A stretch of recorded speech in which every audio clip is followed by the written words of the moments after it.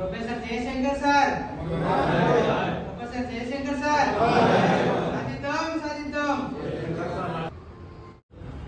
Professor Jayashankar గారి జన్మదినం సందర్భంగా ఎమ్మెల్యే క్యాంపు కార్యాలయంలో ఎమ్మెల్యే ప్రభాకరన్ ఆధ్వర్యంలో వారికి మరి ఘన నివాళులు అర్పించడం జరిగింది.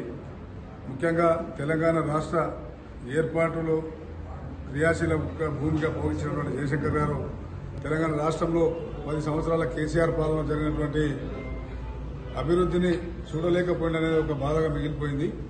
తెలంగాణ రాష్ట్రం ఉన్న రోజులు కేసీఆర్తో పాటుగా జయశంకర్ గారి పేరు కూడా ఉండడం సత్యదూరమైన విషయం అది.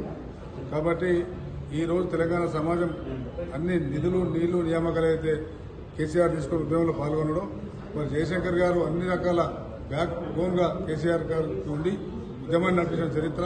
ఈ ఉద్యమానికి తొలి దశలో మధ్య దశలో 2 దశల్లో కూడా ఉద్యమంలో పాల్గొన్న వ్యక్తి జయశంకర్ గారు. మరి తెలంగాణ ఉద్యమానికి రాష్ట్ర సాధనకు కేసీఆర్ గారే సరైన వ్యక్తి అని చెప్పి ఎంపిక చేసి కేసీఆర్ ను ముందు నడిపినటువంటి వ్యక్తి జయశంకర్ గారు.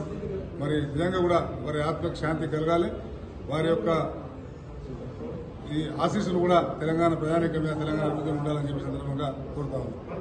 జయశంకర్ గారి జయంతి సందర్భంగా జయంతి శుభాకాంక్షలు తెలియజేస్తున్నాము. జయశంకర్ గారు ఒక ఉద్యమకారి మరియు తెలంగాణ అంటే అమితమైన ప్రేమ. వారు 1969లో ఉద్యమంలో కూడా పాల్గొన్నారు. అదేవిధంగా ముల్కీలో కూడా పాల్గొన్నారు. మన తెలంగాణ యూనివర్సిటీలో ప్రొఫెసర్గా పనిచేస్తూ తెలంగాణ అంటే అమితమైన ప్రేమ.